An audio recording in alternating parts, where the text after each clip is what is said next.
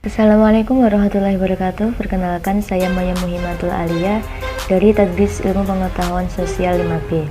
Di sini saya akan menjelaskan tentang penjajahan bangsa Spanyol di Indonesia. Bangsa Spanyol datang ke Indonesia karena dilatar belakangi dari bangsa Eropa yang menjajah Indonesia. Nah, bangsa Eropa adalah bangsa yang dikenal sebagai bangsa yang memiliki peradaban modern dari kemajuan ilmu pengetahuan dan teknologi. Nah, sebelumnya bangsa Eropa ini adalah bangsa yang mengalami masa-masa sulit atau masa-masa tertinggal dari bangsa lain. Nah, namun bangsa Eropa ini mau belajar dan mau mengejar ketertinggalan mereka sehingga tercapailah hingga saat ini. Dari ketertinggalan bangsa Eropa dulu, tentunya ada upaya-upaya di mana bangsa Eropa itu harus bangkit untuk mengejar ketertinggalan mereka.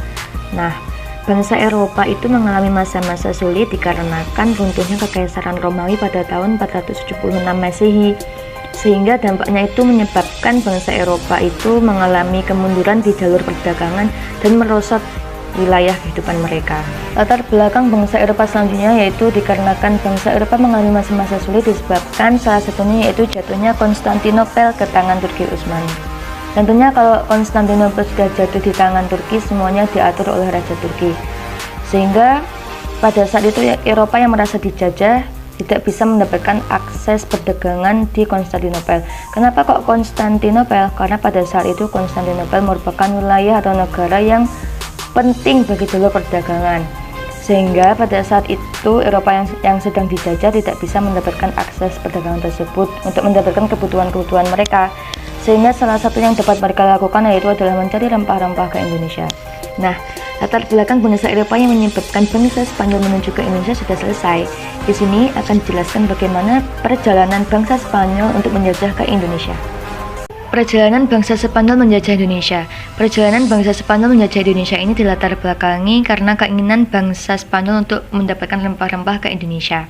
Namun, sebelum mereka berangkat ke Indonesia untuk mencari rempah-rempah, mereka melakukan kongsi perdagangan praktek monopoli dengan bangsa-bangsa barat yang lain. Setelah menyepakati kongsi-kongsi perdagangan melalui praktek monopoli yang dilakukan oleh bangsa barat pada saat itu yaitu bangsa Portugis, Spanyol, Belanda, Inggris. Nah, Spanyol dan Portugis pada saat itu berlayar ke Indonesia. Nah, sebelum berlayar, mereka berdua itu melakukan sebuah perjanjian, yaitu perjanjian yang dinamakan dengan perjanjian Tordesillas. Isi dari perjanjian Tordesillas tersebut yaitu Portugis menguasai wilayah timur, sedangkan Spanyol menguasai wilayah barat Indonesia. Berangkat dari perjanjian Tordesillas tersebut menyebabkan Spanyol menuju ke Indonesia melalui pelayaran samudra, yaitu Samudra Atlantik, benua Amerika Selatan, dan melayari Samudra Pasifik. Dari penjelajahan samudra tersebut, akhirnya tibalah Spanyol di Indonesia, tepatnya di Laut Sulawesi. Namun pada saat Spanyol tiba di Laut Sulawesi, ia bertemu dengan Portugis yang tiba di Laut Maluku. Untuk menghindari persaingan atau cekcok tersebut, akhirnya Portugis dan Spanyol membuat jalur lintas atau memperbaiki jalur lintas perairan laut mereka dengan perjanjian Saragossa. Dari perjanjian Saragossa tersebut menyebabkan pihak Spanyol merasa dirugikan karena tidak mendapatkan lintas niaga untuk menuju ke gugusan kepulauan penghasil rempah-rempah. Karena apa? Karena pada saat itu isi perjanjian Saragossa itu adalah Portugis menguasai wilayah Maluku, sedangkan Spanyol menguasai wilayah Filipina. Nah, Filipina pada saat itu bukan penghasil rempah-rempah, maka dengan begitu Spanyol merasa dirugikan. Dari perjanjian Saragossa tersebut, akhirnya Spanyol menuju ke wilayah Filipina. Pada saat Spanyol menuju ke wilayah Filipina, Filipina yang pada saat itu tepatnya di wilayah Cebu sedang bermusuhan dengan wilayah Mactan. Dengan kedatangan Spanyol, Cebu mengajak perjanjian dengan Spanyol. Nah, perjanjian saat itu Spanyol mau membantu Cebu untuk melawan Mactan dengan syarat diberikan izin berdagang di Cebu. Akhirnya Raja Cebu menyetujui pendapat dari Spanyol tersebut. Nah, kemudian berlangsunglah peperangan tersebut. Namun, peperangan tersebut malah membayar mahal Cebu kepada Spanyol dikarenakan raja atau pimpinan Spanyol pada saat itu Magellan terbunuh di peperangan tersebut. Pada saat pimpinan Spanyol yaitu Magellan terbunuh, bukan berarti penjajahan bangsa Spanyol ke Indonesia itu sudah selesai. Namun tetap dilakukan dengan pergantian pimpinan, yaitu pimpinan yang bernama Sebastian Elcano. Sebastian Elcano ini memulai pencarian rempah-rempah di Indonesia dengan melewati Pulau Cagayan dan Mindanao yang berada di Filipina hingga sampailah ia ke wilayah Maluku. Nah, pada saat Sebastian Elcano pimpinan Spanyol ini berada sampai wilayah Maluku, ia disambut baik oleh Raja Tidore yang pada saat itu sedang bermusuhan dengan Portugis.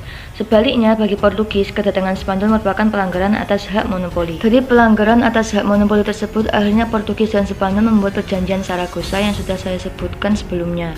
Dari perjanjian Saragossa tersebut, malah merugikan pihak Spanyol dikarenakan tidak mendapatkan akses untuk mendapatkan rempah-rempah. Dengan begitu, mereka melakukan ekspedisi lagi dengan di bawah pimpinan Villalobos.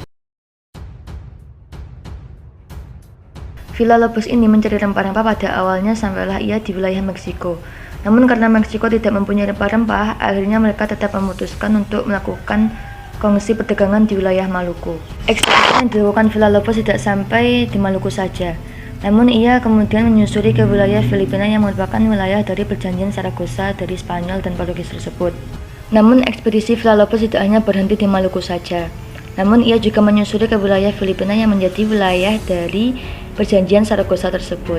Nah, pada saat Spanyol menuju ke wilayah Filipina mendapatkan protes keras dari Portugis dikarenakan wilayah Filipina masuk wilayah barat yang berarti masuk dalam wilayah kekuasaan Portugis dalam perjanjian Tordesillas.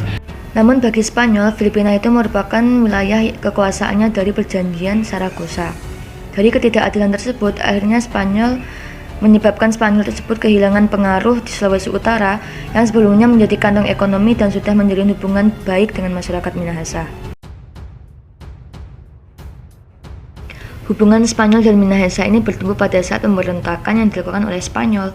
Nah, pada saat Spanyol mengalami problem persediaan makanan menipis, untuk mengatasinya Spanyol menyebarkan penanaman palawija seperti cabai, rica, jahe kunyit di wilayah yang mereka kuasai, sehingga budaya makanan pedas yang diramu oleh pelaut Spanyol itu menjadi kegemaran Minahasa.